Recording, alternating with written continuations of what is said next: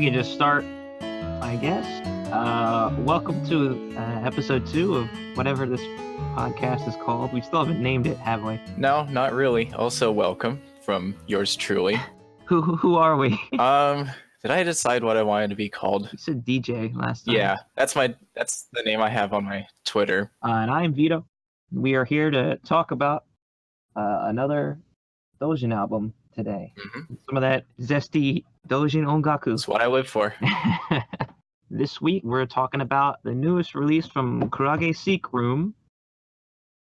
It is kurage, right? Like, it's not courage.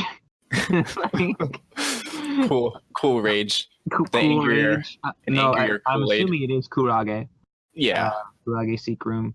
And it is entitled Playback for You. Playback for You. That's right.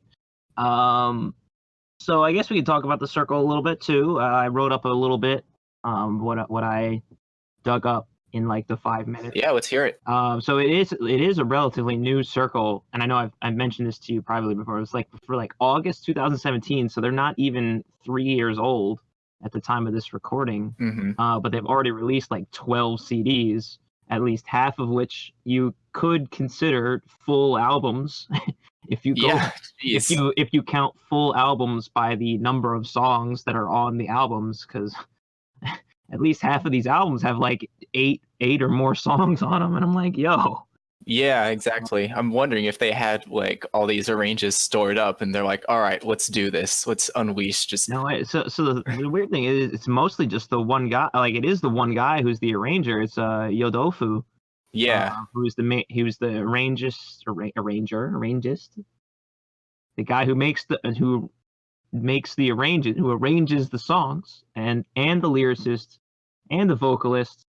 But there is another, I don't know if they're a member, because it's Inagoro Shimaru Hijiki from Licorice Lab. Oh, is that how you is that what it translates to? I mean, I assume that's how that's pronounced. Urikorisu Rabo, so Licorice Lab, I assume. Licorice, I didn't actually look that up. Yeah, that's what it seems to be. That's the second guy. And he plays some guitar parts, and he does the mixing and the mastering. So I'm wondering if he's more like acting like a producer. Like, Yodofu makes the song for the most part and like records the guitar parts, and then Goroshimaru just sort of maybe adds some extra guitar parts sometimes or something. Mm-hmm. So looking through, he's had various roles in previous albums. So like, sometimes he's done only the mastering, sometimes he's done guitar, the mix, and chorus vocals. So I see. So I wanna go on a tangent for a little bit. Go for it. Inagoro Shimaru Hijiki, his circle, solo circle, from what I could tell, Licorice Lab. He also released an album at Reitaisai 16, which I think we haven't actually mentioned that the album we're reviewing was released at Reitaisai 16. Yeah, no, I hadn't gotten to it yet. I was still talking about the circle, but my bad. Do you have it? Did you get it? His one? The Licorice Lab album? No. No. That's so, like, when I was doing my research, I like looked up this illustrious fellow. His album that he released is called Neutral. I listened to the crossfade, and it's a bop. It's got a lot of groove to it. Like different genres he works with. So really impressed. I had no idea. I didn't. I only looked it up. Well, I only looked up this Licorice Lab. I didn't actually go any further. I didn't spend too much time, clearly. So maybe we got to spend more time doing research. These Dojin ongakus. Anyway, Machidori does the illustrations. Apparently, they've been with him from the beginning. I did follow them on Twitter when I found them on Twitter, and then I started to I looked through all the illustrations and stuff, and they've been there the whole time. This most recent album, Playback for You, I like the illustration style a lot, and the previous album is kind of like that. It's a flatter, like, painted style. But I guess they sort of like to experiment with the album art, and I don't know if that's like at Yodofu's request, or if they just like to experiment. But no, they're good. So I'm gonna try to have we're gonna have links to everything. So we'll just link to everyone, so you can follow all these people yourself. So you don't have to listen to like URLs on a podcast to try to decipher that. I know I've mentioned this to you privately, but I love the packaging, which you can now share with me, and I'll let you tell the story, but of how you also own this album. But the packaging for this album it's like a 3DS case, like a Nintendo 3DS case, except a little thinner. It fits a CD. It is a little thinner. The dimensions are just about the same, but it is a little bit wider, I think, to accommodate for the CD itself. But maybe you heard me clicking it. I just opened it up. I've got it sitting right next to me on my desk. It's just it's literally like a 3DS case, but it holds a CD. It has a little thing to hold the CD in it. And I'm like, yo, this is dope as hell. And I want to release albums like in that too. But I don't know where you would go to get 3DS CD cases. I think maybe just like repurpose an actual 3DS case, and can we still burn like mini CDs these days? Probably. Is that in vogue? Probably. See, it's just I don't know how you would repurpose a 3DS case when it already has like the cartridge slot in it. So it's just like like this is clearly made to be a CD case. It's just in the style of a 3DS case. So I'm like, where do you have to go to get these ordered? So I thought that was really dope, actually. I love it. So they, give them extra points for the presentation because, with the package, with the album art, that looks great. And then it's a friggin' 3DS case. I love it. So despite being a new circle, like a newer circle, like they play a lot of shows, and like they're already on like Rockin' Toho 7. Like last Are they really? Wow. Yeah, like this is Aosis. Aosis? I think it is Aosis. Yeah, it's Ioshisu. Yeah, that's how Murami sang it in that one song where they like rattled off all those circle names. It's like Aosis. I'm like, is it Aosis? See, now I've lost all my Dojin cred. I'm gonna have to edit this later. I'm sorry, we're frauds. Me saying it in the correct way. It'll just me randomly saying. Actually, speaking of this, and this is funny. I know this is actually a tangent, but all right, let's hear it. Apparently, a lot of people never knew how to pronounce Zytokine. Is that how you pronounce it? I'm pretty sure. Now I've got to check Twitter again. But Linjin was just retweeting so many people because he posted the reading, the Hatsuon for it, and then so many people replied like, oh, wait, this is how you pronounce Zytokine? and they think it's like Zitokine or something. Yeah, I guess. Wow. I'm looking it up right now. Yeah, so here, I'm gonna send this tweet to you because you have cytokine and zytokine. Yeah, it was just a week or so ago. Cytokine te iteta. Yeah, cytokine. Zytokine. Yeah, exactly like you said, zytokine. But no, it's and I'm trying to find where Linjin's actual pronunciation is, and then you can just. And I will post it there. You can check his Twitter and just like see all of the people he's retweeted that just like, wait, I thought you pronounced it like this. Well, I thought I pronounced it like this. But to make it even more confusing. You and someone actually tweeted this in English. You actually do just literally pronounce it like you would say it in English. It is Zytokine. Why don't you tell the story of how we went about reviewing this album? Oh yeah, fantastic. So if it's a case where one of us doesn't have the album, like last week, oh no, both of us had that album. No, I didn't. You had to send it to me. All right, yeah, because I got the last copy. So this time, I could have sworn that I didn't buy it because it was released at, Reitaisai. Went through my pile of Reitaisai CDs and I couldn't find it. So I figured, well, all right, Vito's going to send it over to me. And then I dig around just because, I'm curious. I went to M3 as well, bought a ton of CDs and completely forgot like what I actually bought until a couple days ago where I went through those CDs and lo and behold, Playback for You by Kurage Seekrum staring me in the face. That fantastic illustration of Nazrin on TVs. Surprise, I actually bought this album. But you bought it at M3, which you also happened to be there for, right in Japan for, and you didn't tell anybody. Yeah, I just well, it was a vacation, right? Like it was actually a vacation. Go too deep in that, but it was just funny to me. Like, wait, I actually happened to buy this album at M3. I'm like, how did you? Oh, okay. I found the tweet. Thanks for waiting. Here we go. So, Shaito Kain, Dojin Sakuru Shaito Kain. Wait, is it like shy? She? Shaito Kain. No, I mean it is Shiai. Like she. Here I'm sending. Right. Yeah. I get you. Shiaito. Wait, dude, that's a Tsu. Oh, it's Suaito. Suaito. It is Tsu. Yeah, it looks like a Tsu to me. I'm gonna have to do a lot of editing.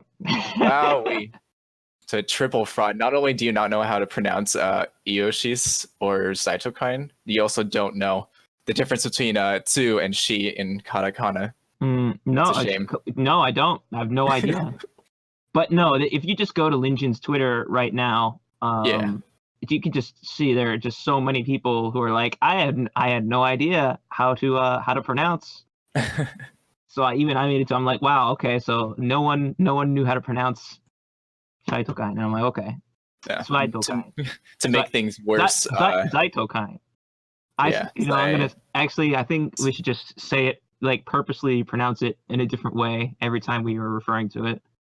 Shaitokane. Yeah. Oh no.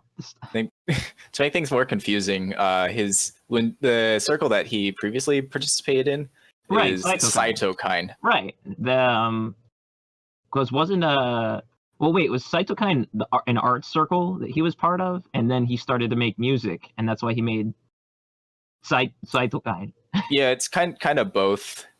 There's quite a few albums under the Saitokine circle.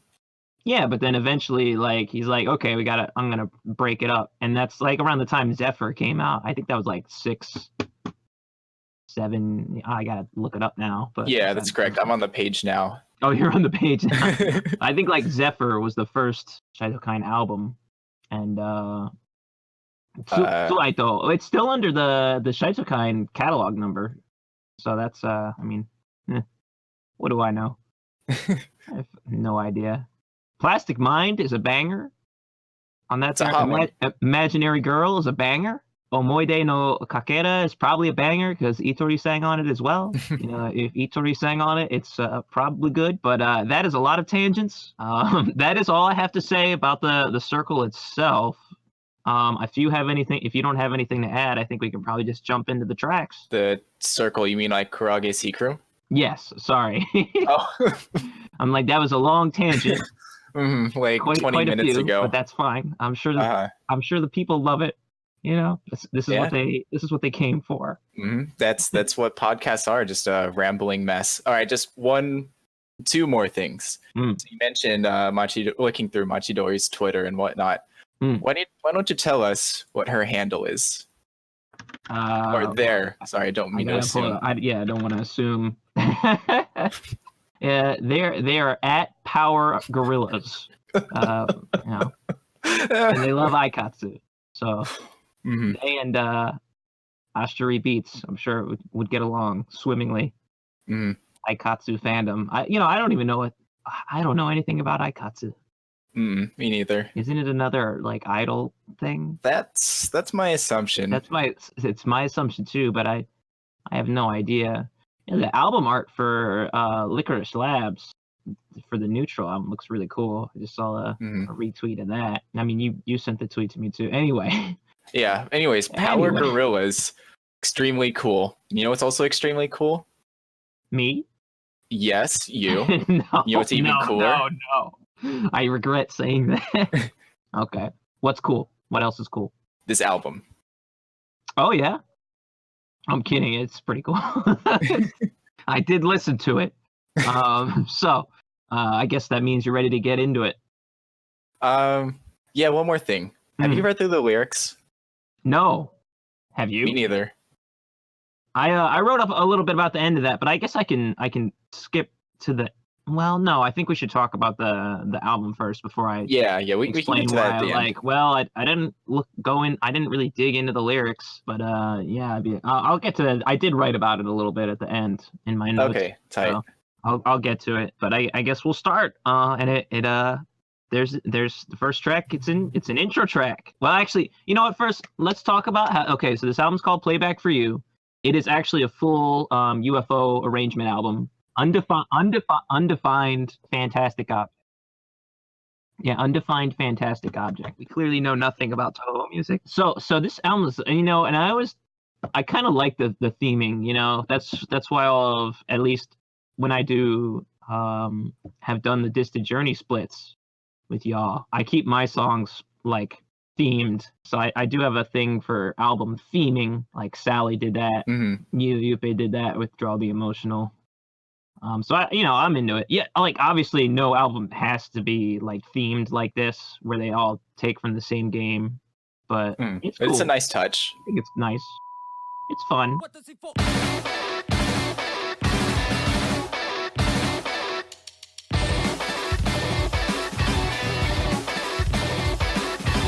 So this first song, it's an intro song. It's called Q, and then in weird parentheses into Cloud. And these are, the parentheses are cool. They're cool parentheses.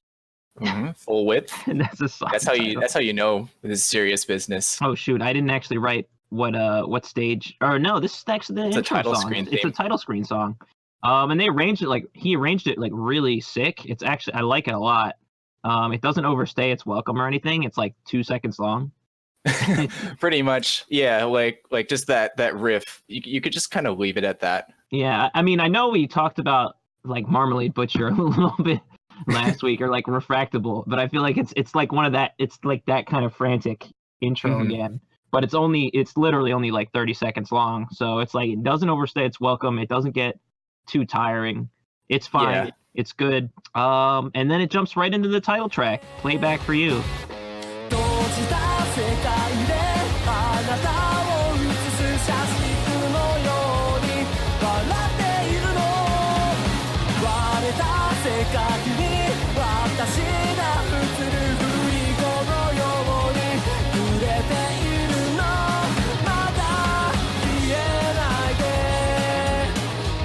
Which is Nazrin's theme. Well, actually, it also arranges Sho Torimaru's theme. It's a combination. Oh, there is a break in there. I'm dumb. Look at that. I'm big and stupid. All I wrote here was good track. I'm like, it's fine. Really? Good track. You think it's fine? Just it's fine? All right. I do think it's just fine. Wow. What do you think about it? No, it's my favorite track on the album. It bangs. Really? I'm gonna put it on low volume right now while you tell me about the finer points of this track. Okay, first off, the synth, it bangs. It's a good synth. It's all right. Or God. No, that's okay. You're definitely entitled to your opinion. No, like it's just a driving, like it's fine. It's a good song. I don't hate it. It's fine. All right. I'm sorry I disappointed you. That's okay. I'm really sorry I disappointed you. I'm about to disappoint you later on when I say I thought some song you really like is just whatever. You'll probably will if this first song is any indication. So this is the first time, if you've never heard them before, like I had, and I assume you have not heard Kurage Secrum before this as well. But this is the first time I'm hearing Yudofa's voice, and I'm like, okay, it's a good voice. It's all right. You know, it's fine. There's nothing bad about this song. It's fine. It's fine. It's fine. I think I'm just biased towards this key, to be honest. Oh, really? What key is it in? I don't know, oh, but okay. I like. Sounds good. Whatever it is, sounds I like. Fine. It sounds good.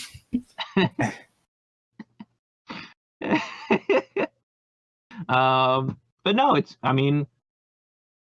fine. It's good. What are your thoughts on the two themes, the Tiny Clever Commander and Tiger Pattern Bishamon? I'm gonna be honest, I'm not that familiar with a lot of the themes from this game. So I couldn't actually pick out the sources just from listening to it. And I'm gonna be honest, I didn't actually dig into the sources to check for where the themes are. I think the only song I did that for was a later track where I'm like, okay, wait, I want to go back and listen to the source real quick. I think that was gonna be Hien no Alien later, because I'm familiar with that theme. But I still wanted to go back and just check that real quick. But I didn't have a lot of time. I can admit it. I know you don't want to admit it, but I didn't have a lot of time. So I had plenty of time because I put it off 2 full days. We're supposed to record this on Monday, and here we are, Wednesday. Don't tell them about the production cycle, okay? Okay, my bad. No, it's fine. No, I'm not familiar with the themes. Like, do you think the way it's arranged is interesting? Like, I think it's cool. It's fine. It's a good rock. It's a good rock song. It's just, there's a driving beat. Doesn't really slow down. Got the cool synth part. Mm-hmm. I'm sure that's like part of the theme because it's, Zune loves to do the arpeggiated.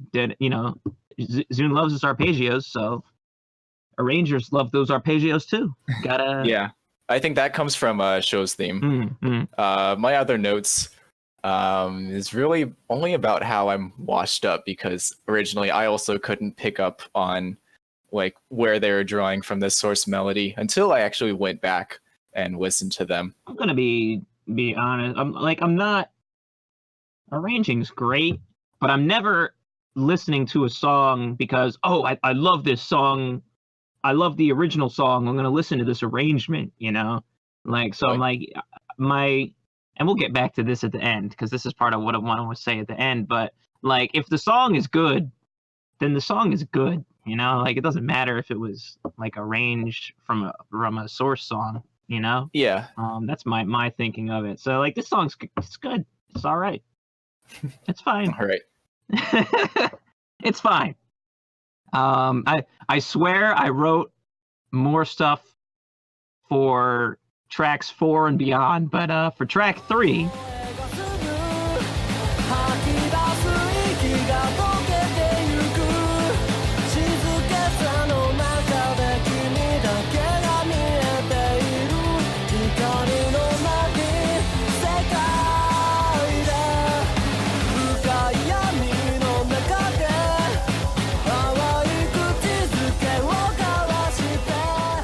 Minasoku Rakugo Shinju.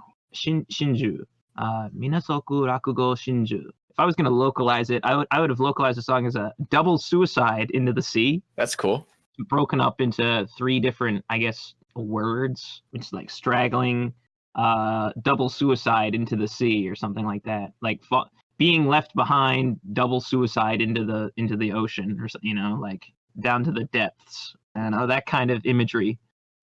Which is suitable for, of course, a Captain Murasa arrangement, I guess, right? And here's what I wrote for this song. I wrote another solid track. So this song is also fine. I don't have any problems with it. It starts off really. I'm listening to it right now. I'll tell you, I'm cheating and listening to it right now. What do you think about this one? I have two bullet points. One. The part at the 2:25 mark. Thank you for timestamping. I forgot to timestamp a lot of my comments, so I'm gonna be suffering through this. Take a listen to that. I said cool part. That is a cool part. Yeah, that's actually that's a cool way to get back into the chorus. Like, I've definitely heard like simpler breaks, just like where like in a pop, like a pop song where it just like it does like that dramatic pause kind of thing. So this is definitely like a good play on that. That's cool. Good little part there. Yeah, nice and creative. My other bullet point. Don't have anything else to say about it. So I am on the same wavelength. You're on the same wavelength with me. Is this one? It's another. It's fine. It's good. It's a solid track. Then I guess we can get to the next song, which is called Catastrophe.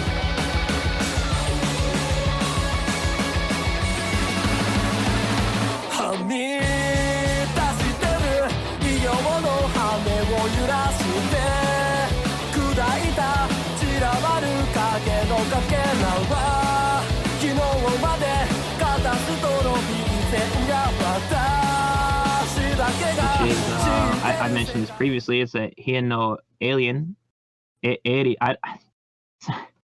When it comes to don't try. It's okay. Like English words and katakana, I'm like, should I put the Japanese accent on my voice, or should I just say alien? You know, it's like it's Hien alien, right? So I'm down with it. Which is of course Nue's theme. I am familiar with the song. Recognizable. I have arranged it myself, so I am somewhat familiar with how it's supposed to go. And of course, you have many famous arrangements of this song. Air quotes around famous. Obviously, Dojin Ongaku is not a lucrative. Yeah, relatively speaking, famous. So my notes for this one, like the intro is very, very slow and cool. Is what I have written here. Like it's probably the slowest part in the entire album. Yeah, like I don't necessarily know if the album could have used more, but I like the change of pace here because you have 3 songs that are just sort of like full throttle to start. Like you have the short intro and then like 2 just like, you know, I don't want to say pop rock, but just like rock songs, you know, they're just like all gung-ho. And then you sort of have this slow intro before it picks up, because it does pick up into like this riffy part. And then I think I'm cheating because I'm listening to it again. But it picks back up again, so it is like the rest of the songs before it. In that way, it's just it starts off slower, which I think is a good change of pace. So I think like that was a good placement for this song within the album, just to sort of break up, not the monotony, but just to sort of give a little change of pace. Yeah, you need a little break. What I really like is how the bass, and I'll get to this later too. I feel like I'm reading this now, but I know I wrote more notes about this. But the bass part, like the bass motif, is using the source. Like it does a do do do do do do do, you know. There it is. Well, it's just playing the like the guitars are just doing chords, you know, like they're playing the chords, going rock steady with the drums. But the bass is just playing around with the source a little bit, and I really like that. I'm a big fan of fun little bass parts.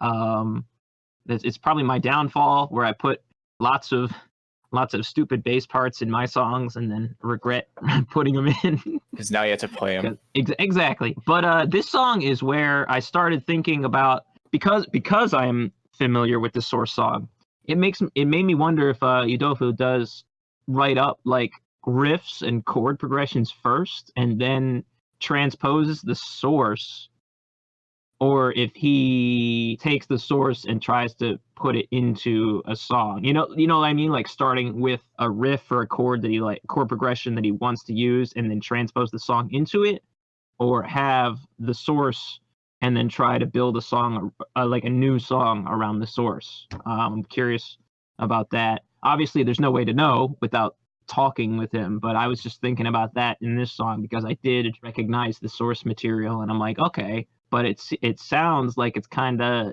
like not in the right key of the original song. So I'm just wondering how much transposition goes into a song, because I personally do a lot of transposition, right?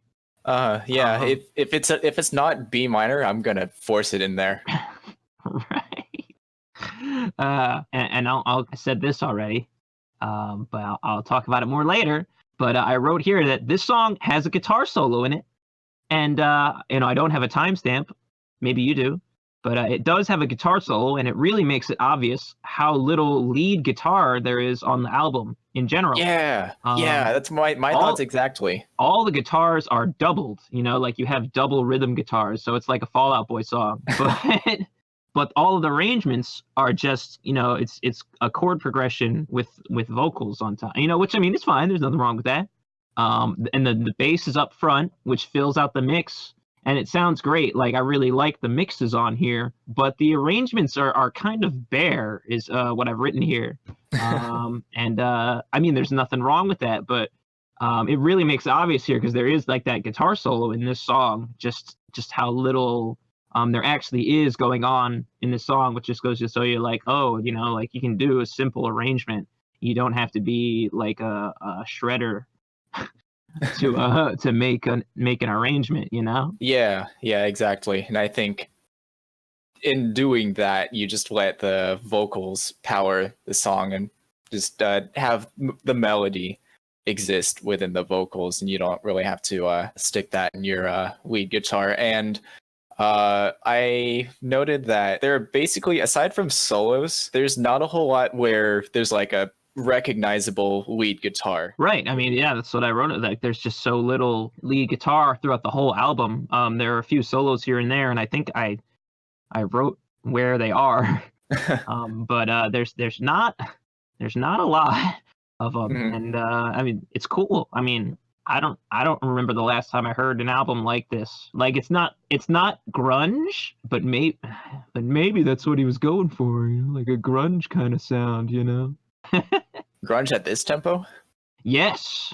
We can maybe, I don't know. I'm just throwing it out there. I don't know. Obviously, we don't have Yudofu here. I don't know. I can't pick his brain about what he was thinking. Man, what if we could, though? That'd be pretty dope if we could get guests on here, talk about their albums. This is a tangent, but I actually found a podcast which talked about, with the band members who made the album, some of my favorite records. So I'm like, oh, that's cool. So maybe someday. maybe someday. But yeah, I like this song, Catastrophe. So I don't know if you had anything else to say about it, but yeah, I like songs that are at this tempo because of how easy it is to, like, bob your head or tap your feet or however you want to groove to it. The rhythm part, which comes back like that, it really makes it easy too, as I know that part comes back at least another time from the intro. So yeah, no, that's cool. Like, it's a cool song's cool. Yeah, song is cool. It's fine. It's fun. I'm gonna say this about all of them now. I gotta keep going. It's fine. This is the joke for this one. This is the running joke. I guess they're all fine. They're fine.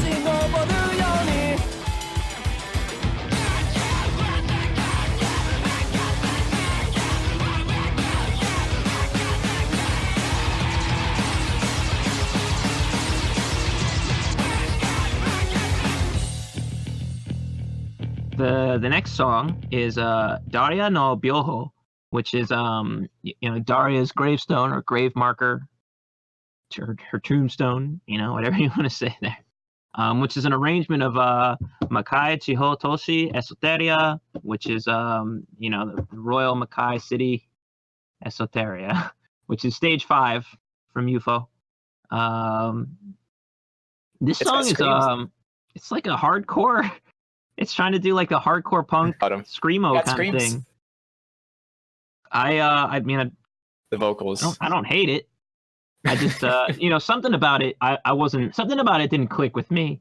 I don't know if it was like the mix itself, because the vocals are kind of buried in the back, and I mean, that's fine. It's probably a stylistic decision. I wrote like, this is some kind of hardcore influence song, but it doesn't really do anything for me. Like the riffs aren't like, I don't know if the riffs are just like, I don't like, it's a personal thing when I say they're not memorable to me. Like, it's just a riff, and then he's shouting over it a little bit, but in the back. So it's like, what am I? He's actually Yudofu sings a little bit too, doesn't he? Like, I know the screaming, the shouting is like, I think the focal point of the song. Like, that's the part that's supposed to make this song memorable. But and I mean, I guess it does, because that's the only thing I wrote about, and I completely forgot that Yudofu also sings on this song, in addition to having shouts done by I don't know who does the shouts for this one because there are 2 people on the back credited with voice. So I don't know whose voice this is because it might be Nike Shinko who did the harsh vocals for this song. I don't know. They're not specifically credited in the liner notes. But I don't know. It's fine. It's fine. I don't really like it, but it's fine.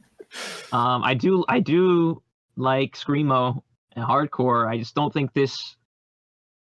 I think the song is sort of like not half and half is not the right way to say it, but like it doesn't push in hard enough into like a hardcore or like a screamo kind of sound.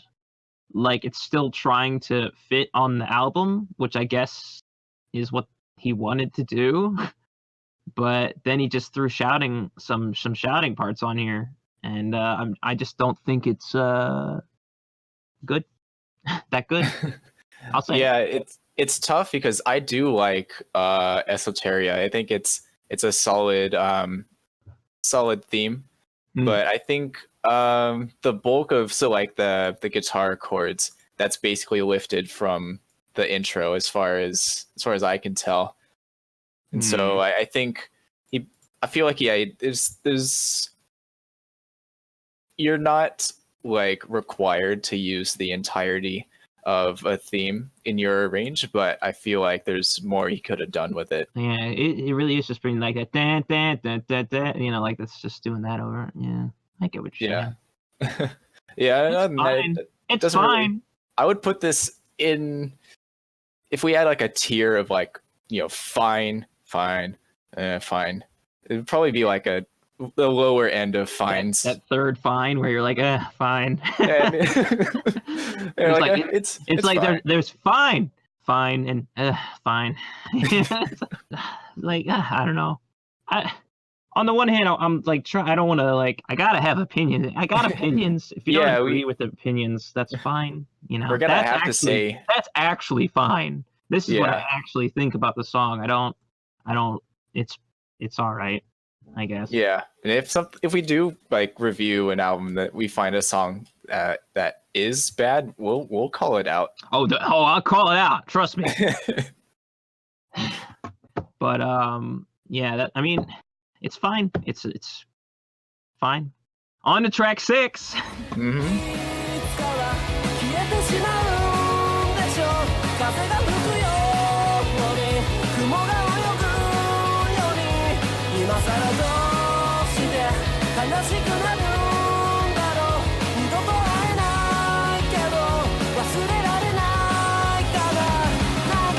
I'm excited because this is actually my favorite song.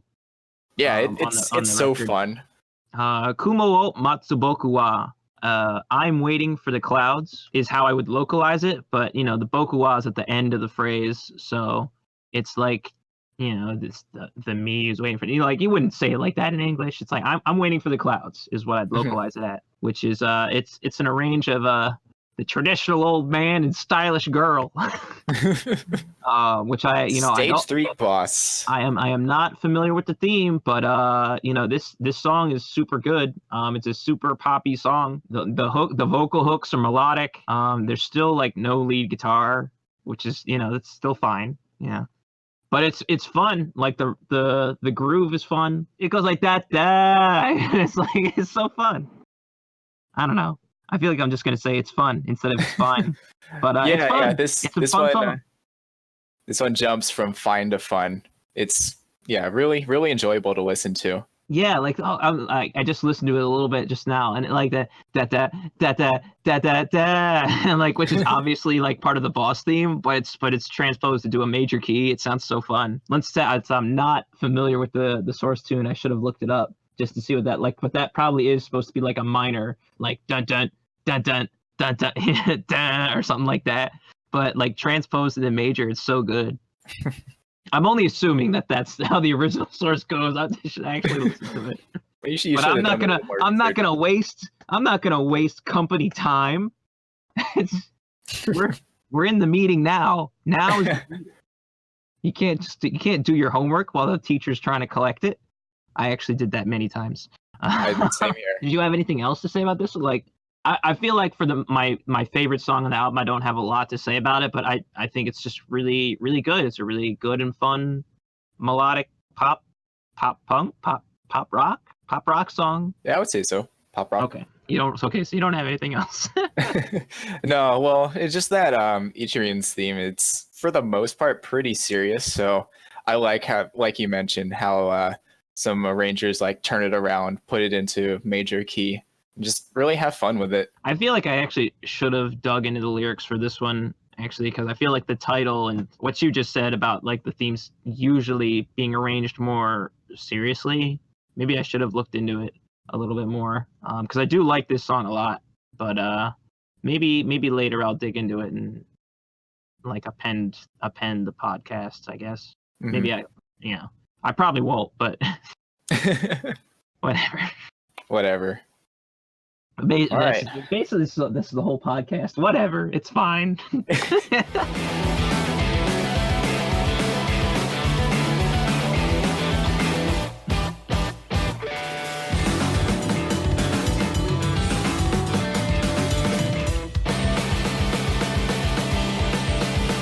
So, the next song, track 7. What the heck is this? Uki ni te. Uki ni te. During the rainy season is how I would localize it. I'm sure that's not the exact translation, because nite is not a particle, but I guess it is it's more like no, it is a particle, I guess. I always had trouble figuring out how to like translate that, the nite. Yeah, well, I mean, I assume it's more like this is like it's concerning this. Like, so it's concerning the rainy season. I mean, that's what I always think of it as, you know? So you'd say like it's a shortening of like nitsuite. Yeah. Huh. Okay. I'm for it. I don't know if that's right. I can roll with it. Don't learn your Japanese from me. Jesus. Learn it from Jesus, not from me. So this is an arrange of, I guess I'll say it, Tozaseshi Kumo no Kayoiji. So the sealed cloud route. This is the stage 2 theme of UFO. It's a short little number, because this song's only like a minute long, right? Like it's it's almost 2 minutes. What I wrote about it is it's a short little jam, and the bass does some interesting things here. What those interesting things are, I did not timestamp. I'm gonna be more diligent about timestamping parts I want to talk about, so that I'm not like making a fool of myself listening to the song right now while I'm talking about it. This is another example of a song on the record. It shows how little Idofu goes to the highest strings, how little lead guitar is in this. You know, if this album is representative of their work, of his arrangements normally, how little lead guitar there is at all. Like the guitars riff like the whole song. There's like dueling guitar riffs, but he's not even going past like the third string up to the second, first strings. You know, he's just staying down there, content to like riff on the lower strings. You know. Yeah. And he's definitely like shredding. Like this is not shredding, but you know, he's like, can I play this? Like I don't know if I can play this. Well, the one that's going on in the right channel, I actually, when I'm messing around on guitar, I play that exact riff. So I'm like, people are actually using this. The do-do-do-do-do-do-do-do-do-do. Wait, the do-do-do-do-do-do, that part? Yeah, I play that all the time, because I don't know how to play anything else. I mean, I get it's that. Just hammer-ons. The song's fine. It's good. I like short songs. Yeah, they don't overstay their welcome. You don't get bored of them. It's in and out. I don't really have a problem with the song itself. I just wanted to comment again how little lead guitar there was, really, with my notes here, which is not a problem. I don't want to say like you have to have a lead guitar, you know, like right, as we've established. Yeah, it's fine. I think when I listened to it, I'm like, was there actually a theme that this is an arrange of? Yeah. I mean, if we were more diligent in how we talked about the records we talk about, we would be familiar with the source songs that the songs are arranging, and then try to be like finding the source materials. I mean, like songs. More we're so not. than. That's not this podcast. Oh my gosh, you're absolutely right. If we were more diligent, but we're not. There's nothing wrong with that either. I don't want to make it seem like, oh, these guys are claiming to be experts. No, we're just two idiots yammering about Dojin music. But no, it's fine. It's fine. Yeah, it kind of just is.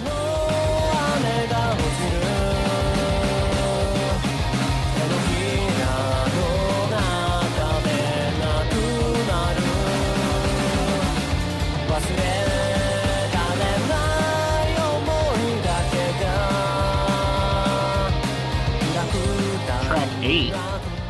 Smooth transition. Would you look there, at that? 6/8 time. Wowee. What, the previous song or this new song? No, this song. Because track 7 was kind of in like a 3/4 or 6/8 time. It's like 1 2 3 1 2. That's why I was counting that a little bit. Yeah. But I actually didn't even notice that this one was in. Hold up. Yeah, there you go. There it is. So yeah, no, I mean, I'm just listening. I guess I wasn't listening too intently. I may have been doing other things while listening to it. When I listened to it the few times I did. Man. Am I doing too much prep over here then?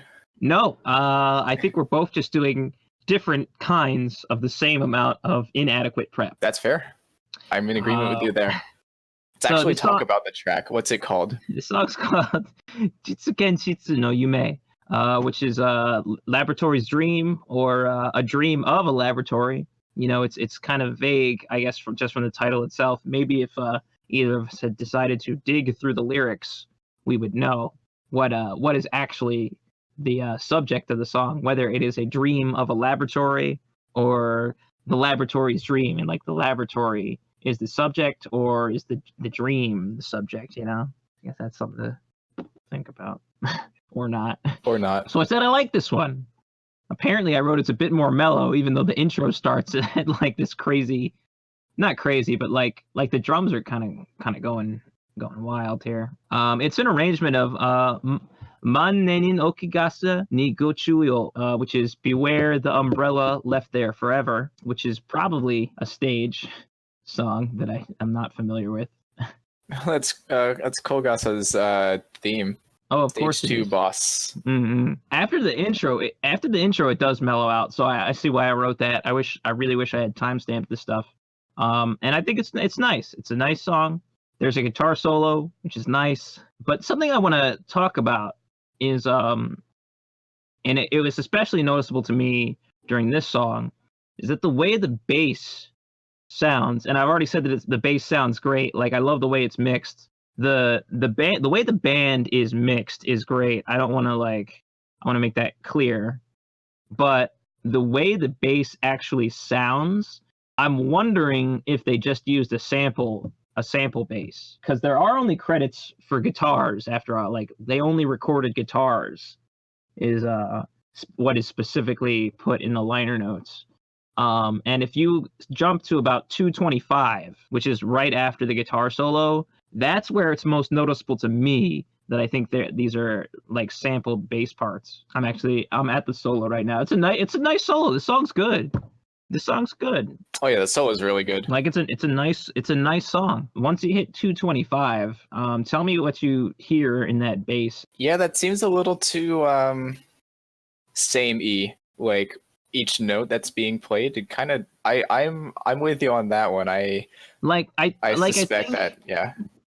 Like, I think you can hear that they're like different samples sometimes, but just the way it sounds really sample. It's not humanized, which is fine.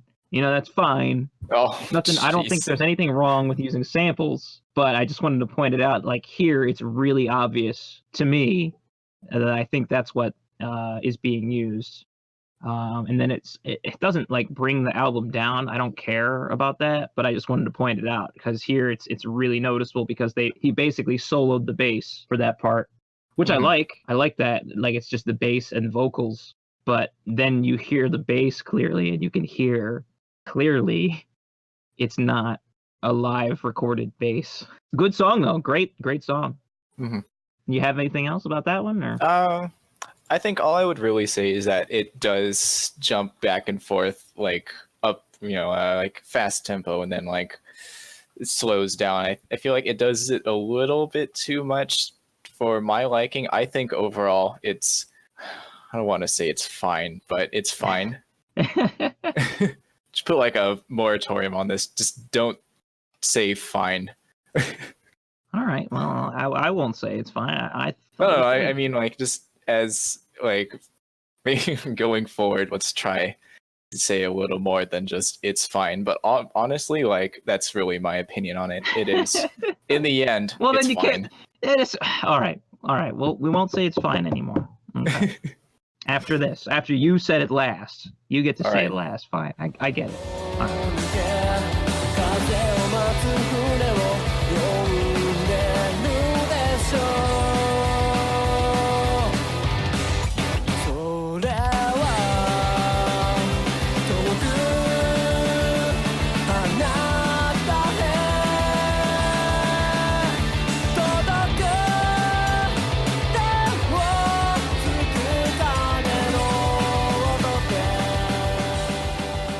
'Track 9 is Kane. It's Bell, which is a Cosmic Mind arrangement. Kanjo no Matenro, Emotional Skyscraper Cosmic Mind. Very well-known song from the game.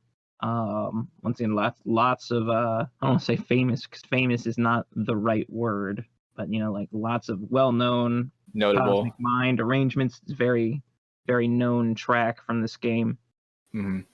It's very obvious. Like once the verse kicks in, oh yeah, this is a Cosmic Mind arrange. I have I think the only thing I really wrote about this song is that the breaks are cool. Like there's a break between the first chorus and the second verse.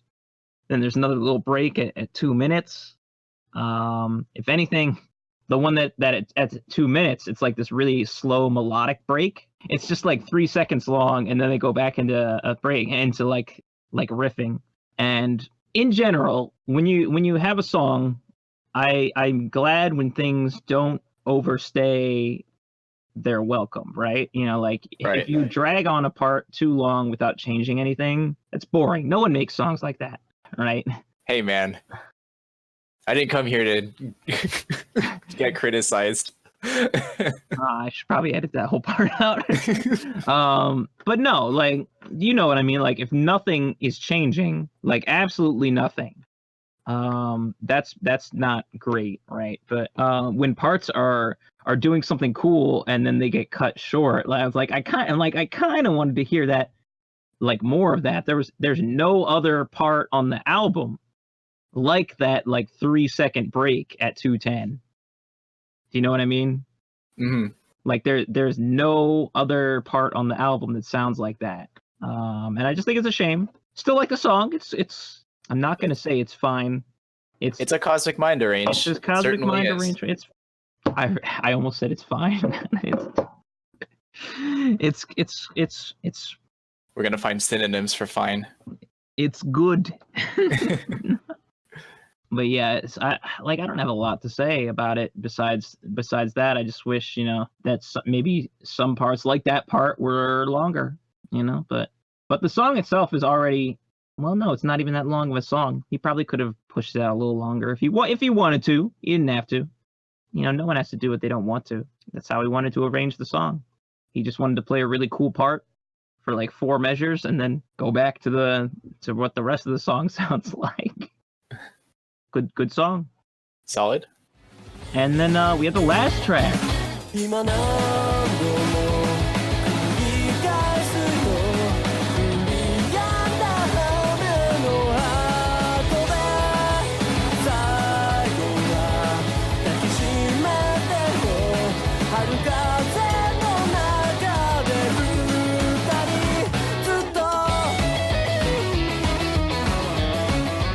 Harukaze, Spring Breeze, which is Haru no Minato ni, at the end of spring of the stage 1 theme. The source is actually pretty catchy in this context, which means I must have gone to YouTube and checked the source song, because I actually timestamped a lot of stuff. This must have been the part where I realized I didn't timestamp like anything.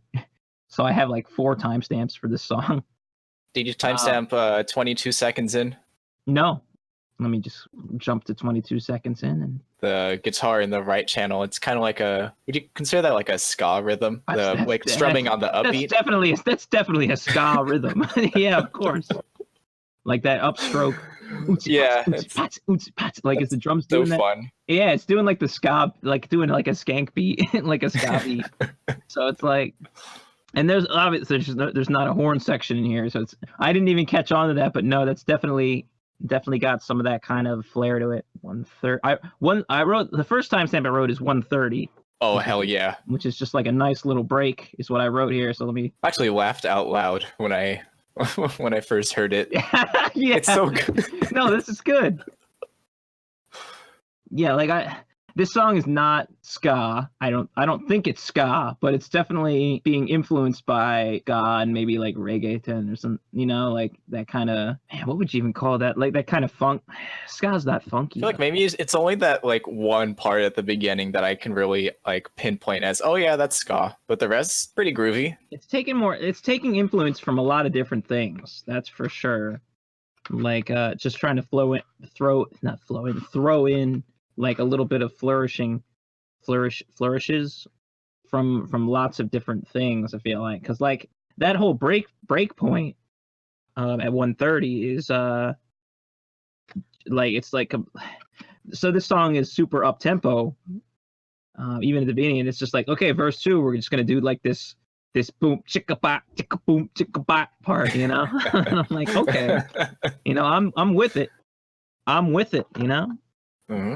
I'm all about it. See, this is what I'm talking about changing up parts. You don't want to repeat the exact same verse again. So here he just did this wacky funk part, it's not funk, but like this groovy little number, Yeah. Would you call that halftime? Oh yeah, of course. Yeah, like a halftime part. It's just the guitar does something that I don't know how to describe, Like it's still like scratching. It's like a boom chicka bop chicka boom chicka. So it might still be like ska influenced, It's just, I don't know. I don't know anything about music, clearly. If you don't know anything, I know less than anything. So the next timestamp I wrote about is at 2:20, so I'm just going to jump ahead there. Oh, the bass. We got bass? Yeah, the bass coming in. That's really good. And then like the break, would you call this a breakdown? I could see people headbanging to it. I could call it. Yeah, I mean, the tone is not like heavy, but it's never about like tone, it's about groove. So it's like a breakdown kind of groove, Like bump, bump, bump, bump, but so yeah, exactly. Yeah. And then I really like how there's a guitar solo that ends the song, like that ends the album with a guitar solo. So I'm like, oh, it's like you waited for the whole album to play your guitar solo. It's a good one. It's cool. Like this is a cool song. And it is a lead. Like you still have you have the left and right guitars playing like different things. Because I like what the lead is playing in the right ear too, in addition to like obviously the solo. One thing I want to know, and this is just nitpicking, but there is some sort of clipped noise at the very end of the song. Yes. Like, wow. And it pissed me off the first time I heard it. I'm like, what, is that me? Is my rip bad? And I'm like, no, the rip's not bad. It's on the CD. That was probably just like a burning error, like a production error. I don't know if he gets his discs duplicated or replicated, but like there's just some crackle like right at the end of the last song, which is a shame. I feel like it's the little details like that make me the most upset. Not only in like other people's works, but like my own works too. It's like, oh, I missed that little thing, Oh, sorry. Oh, you did say and that passes the ball over to me, and here's where I say I agree. Just leave that awkward silence in there and just wait for the... Why not, right? Wait for the it's quirky podcast dollars to roll in. So yeah, that's the end of the song. 10 tracks.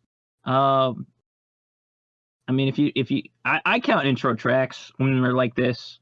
I know some people... Well, it depends on the album. Sometimes I don't count like intro tracks as songs, but this album had an intro track, like a real track. So it's like 10 songs, good album, Mm-hmm. You paid $10 to buy a 3DS case with a CD in it. You got 10 songs. 34 minutes of quality rock. Yeah, it's all right. I guess I'll just read my final notes here. I'm gonna be honest. I right, was let's hear actually a little disappointed, I guess, listening to the album. Not only the first time, but even coming back to the second time, I'm like, huh. I from the crossfade, which the crossfade was the first time I'm hearing of the circle, and that was like right before Ray Taisai started, because I actually put this CD on my list of CDs to get at the very last, literally like the last second possible, and I was able to get it, which I'm appreciative of. But the crossfade, I just remember being like, whoa, wait, who is this circle? This sounds really great. I'm gonna grab the album and check it out. And I'm gonna go back and listen to the crossfade again, but because I don't exactly remember it now, especially after hearing the full album in context. But I guess overall I'm disappointed. Like, I'd like the album. It's fine. But I made an it's fine joke. But it's good, but there aren't like many songs on this that I'll probably want to go back to or just want to listen to randomly. You know what I mean? Yeah. I think for me, the second track, Playback for You, say like I have like a running playlist, I would pop that in there and kind of like no other For me, it would tracks, definitely be track honest. 6. The one that I Kumou Matsuboku wa, I'm Waiting for the Clouds. Oh, that one too. Like I would put that in a list if I did that, and I don't do that because I prefer to have like the full album context, even if I only like a few songs. But then if it's only a few songs that I like, then I'm like, well, why do I have this album on here? Maybe I should get into the habit of just putting songs I like just the songs I like onto like my phone or something. But that's not something I have really ever done. Yeah, me neither. I guess in general, when it comes to music, and I know this is going to sound dumb in retrospect because I pointed this out a lot. Well, actually, no, this doesn't have anything to do with it, but I did talk about how like there's not a lot of lead guitar, and I guess it's just maybe I don't naturally gravitate to this kind of arrangement, and there's nothing bad about it when I say that it's kind of like a simple arrangement style. It's actually really good. Like the production is great. I've said that before. And the performances are good. Like it's good rock. Like you want to call it pop rock or just like rock, that's fine. It's good, but it's not for me, I guess. For me, when it comes to music, it's more important for me to have like a catchy part. Like even if it's a one part that like never repeats in the song. Like if there's a catchy, like a cool part that I can look forward to, then like the rest of the songs can be dope, like the rest of the song's gonna be dope because I've got this one sick part. It doesn't have to be like a chorus that repeats during the same song like over and over, although like that's cool when you have a really good chorus. It's just you want to have like a really catchy, memorable part. Because I think about it like this. You can have pop songs, like super like earwormy pop songs that have like horrible lyrics, like just like absolutely dreadful lyrics. And I'm not gonna like name any names, but like I listen to the like actual real life radio on my way to and from work, and like it's like top 40 hits, I guess, or something like that kind of thing, like that kind of station. And just like some of the songs I hear are just like absolutely dreadful lyrically, worse than stuff I've written. But because the vocal lines, like the melodic parts, are just so catchy, and maybe part of the phonics have to do with, I don't know if that's the right word, but like the way the lyrics are sung makes them memorable as well. But if the lyrics are garbage, that's fine too. It's just the music has to have a catchy part. And to me, this album isn't memorable, in my opinion. I don't know how many times I'm going to have to say that, so I don't well, that's just your opinion, man. I think as we go along and churn out more episodes, I think it'll be like implied that these are our opinions. I'm disappointed more in myself because I think this album is good. I just don't like it a lot. Like I don't love it, Uh-huh. I don't know. You can appreciate it, but it doesn't really do much for you. Right, exactly. Like I do appreciate it. The production is really good. Like this album sounds really good for what it is. Like all of the guitars are crisp and clear. And while I'm not like the hugest fan of the guitar tone, like everything is clear, and the bass sounds great in the mix, which is really hard to do. I think it's really hard to do well, because it's not like it's a dirty bass or anything. It's just like it's like a thick, upfront tone, which it's probably because it's sampled, but that's fine. It's a good sample. It's a good sampled instrument. That's all what I had to say about it. What do you have to say about it overall? Honestly, that pretty much lines up with my my overall opinion on it. It's like I mentioned, it's solid. I like it overall. It just doesn't, it's not something that I would come back to. And obviously, that's just my personal perspective and my personal taste in music. I wanted to ask, because you mentioned like the sort of straightforward, I guess, simple composition. Do you think that actually is a factor to like regarding their prolific output over their past 2 years of existence? It probably does, and I'm sure it makes for a great live show too, in that they don't like the songs are really, I don't want to say easy. Obviously, I'm not playing them, but like just from what I'm hearing, there's nothing like crazy going on. There aren't a lot of like super intricate lead parts. There are a lot of songs where the drums aren't doing anything crazy.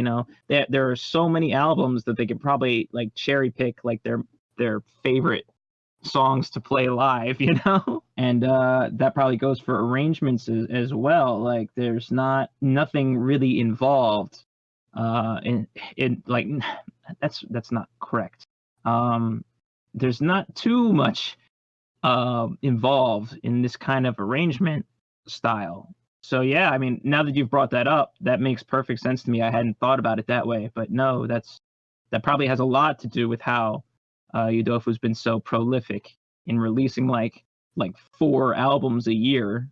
Well, I looked in there at their page on the Toho Wiki that they actually churned out like 4 albums in the span of 2.5 months, because they released something for Kamaket, Koromu, and Reitaisai, and then I think one other event. But yeah, they just pumped out like 30 songs in the span of 2.5 months. And my impression is that it probably, production wise, probably sounds as good as this one. I am gonna buy more of their albums. Yeah, because I want to hear more. I want to cause I do have the previous album actually, and I want to get to that. I don't know if we're going to talk about it on the show, but have you listened to it? What's that? Have you listened to it? I have not listened to it yet. It's called what was it? Brown Ratchet Heartbeat, which is the previous album, and I bought it. I have not listened to it yet. I think it came out Winter Comiket last year, and I still have not listened to it yet. Oh, so that was when you were in Japan? No. Yeah, that was the year before. In Kyoto and... So I was not in Japan at the end of last year. Okay. I wish, right? Uh-huh. Like, I want to... Next time I'm over there, which will probably by the time you're listening to this podcast will have already happened. I will have already been in Japan and bought multiple albums from Yudofu, but I do want to hear more, so I'm gonna check them out. I want to bring this back up because I almost forgot about it. About not digging into the lyrics, and this has to go with, for me, the song needing to be sort of catchy on its own.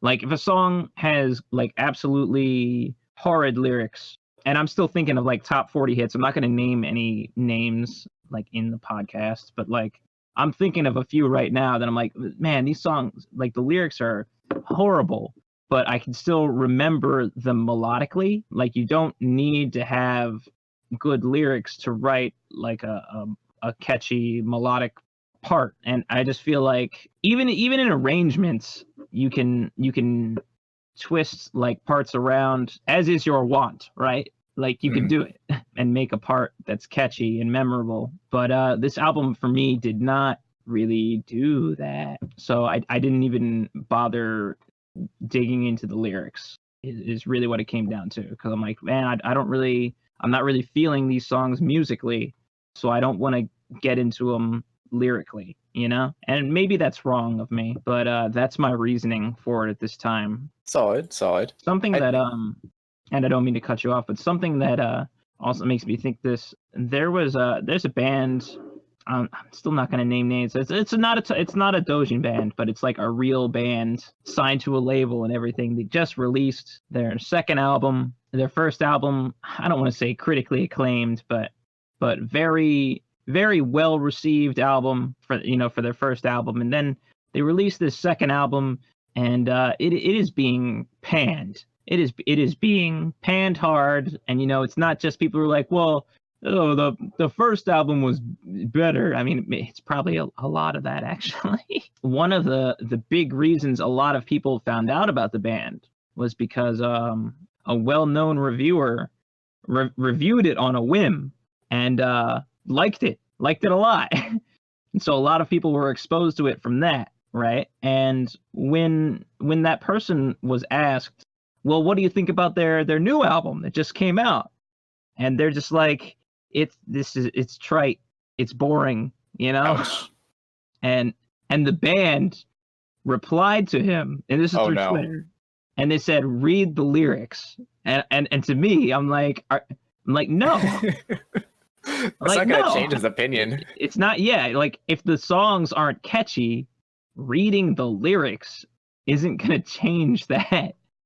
It's like, and you trying to tell people how to like listen to or interpret your music, like that's like, you can tell people like what were my thoughts when I was making this, or what was the process, but you can't tell people how to think about it.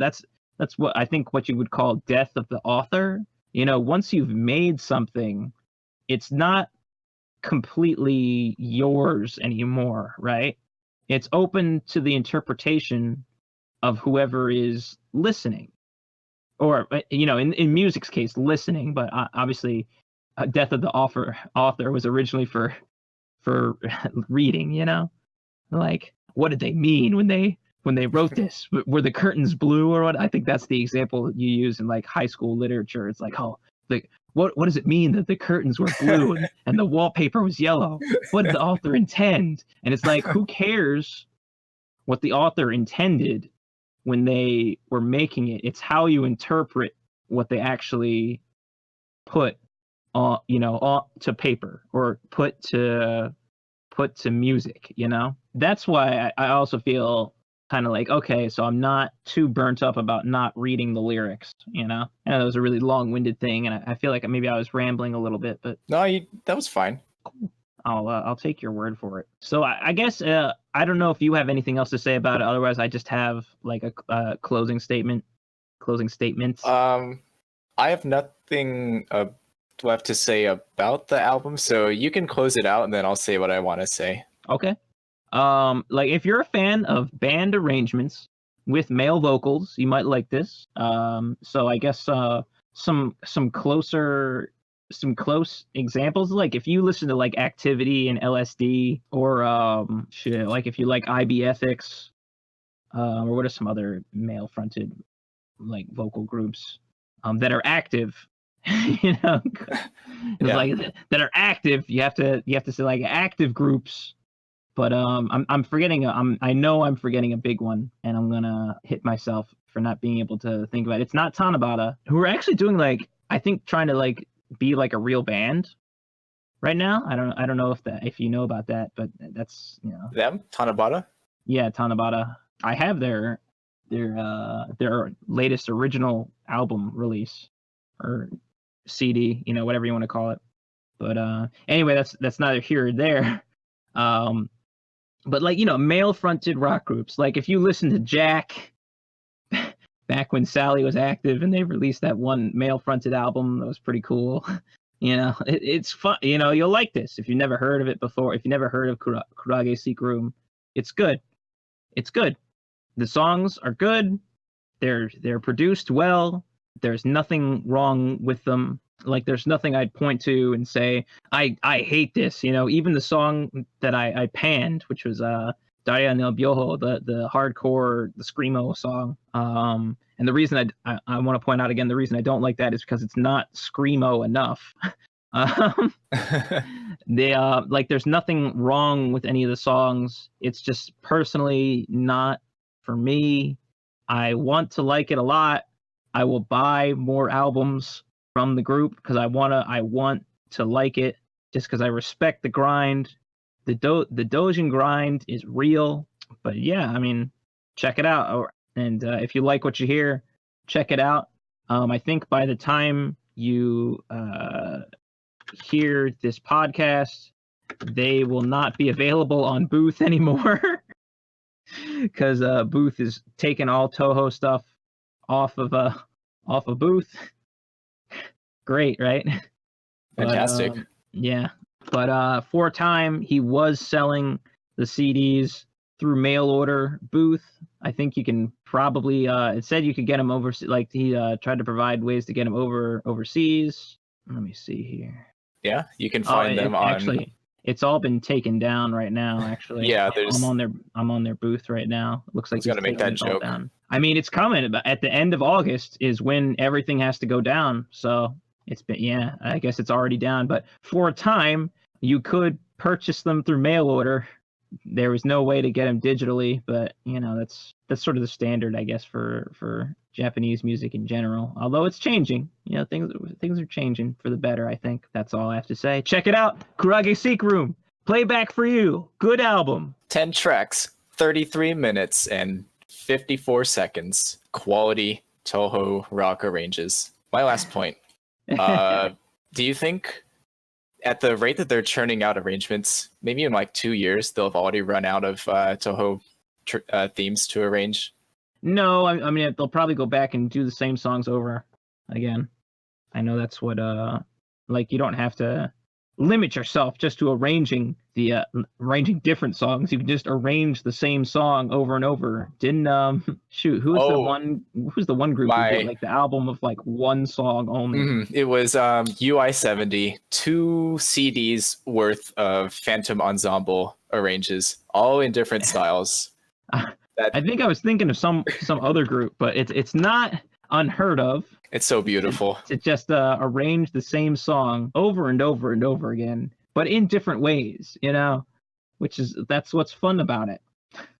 That's what's fun about listening to different arrangements in general. Like everyone arranges differently, you know. So, but once again, this has been Veto and DJ. Hi. On this still unnamed podcast, talking about Dojin Ongaku. Just rambling for an hour.